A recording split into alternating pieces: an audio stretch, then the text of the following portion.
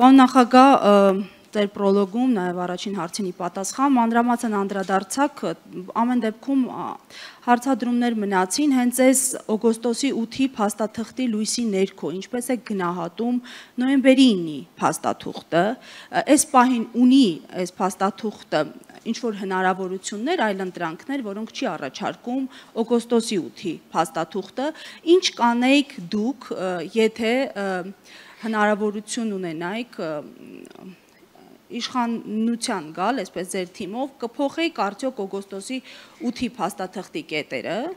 կամ այլ առաջարկներով հանդես կգայիք, ինչը որ այստեղ եք ներկայացնում, հնարավոր է արդյոք չեղարկել այդ փաստաթուղթը այլ իշխանության պարագայում։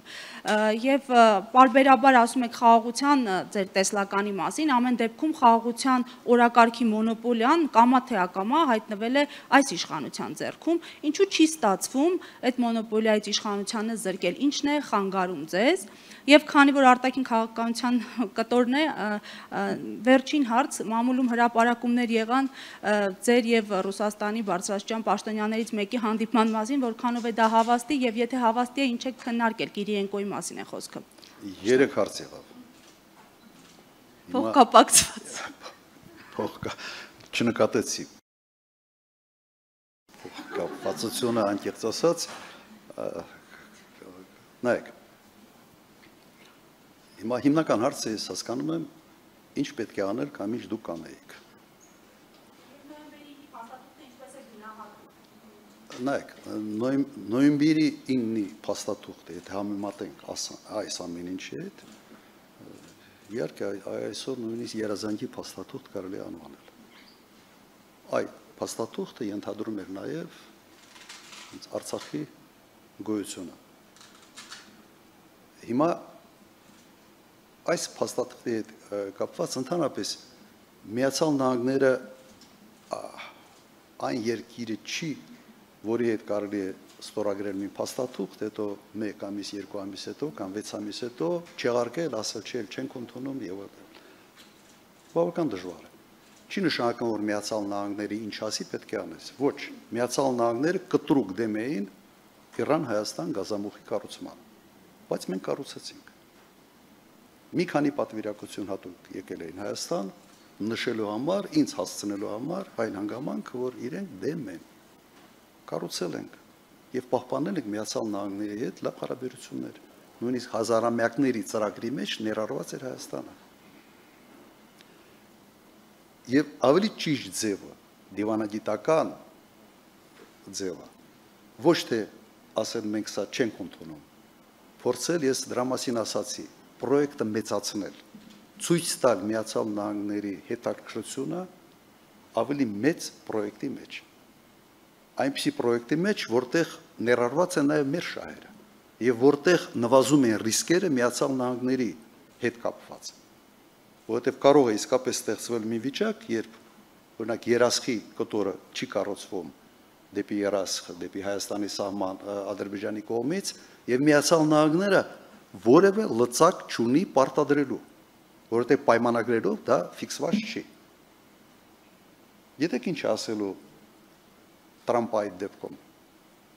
Եթե այն հեռախոսով, որի մասին ուշում էին, օրինակ զանգեն WhatsApp-ով եւ ասեն, բասենցա, ալի ոչի անում, Տրամպը ասելու է, հիասթափված եմ ալիվից։ Սրանով վերջանալու է, որովհետև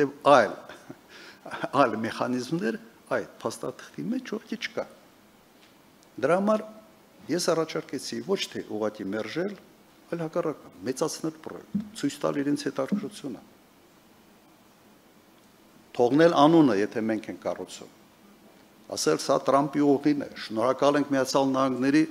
այսպիսի հետաքրքրության համար, որ միջամտել են, որ փորձում են ինչ-որ հարց լուծել, բայց մենք ուզում ենք, որ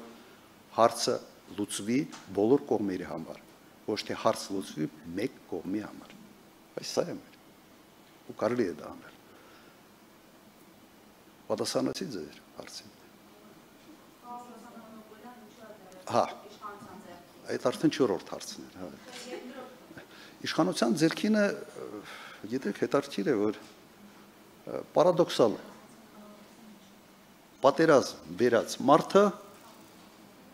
խոսում են խաղաղության մասին։ Ես մեկ հարցազրույցի ժամանակ վերջերս ասել եմ։ Իսկապես 18 թվականին խաղաղությունից չէր խոսում, որտեղ կար խաղաղություն, բայց չկար խաղաղության օրակարգ։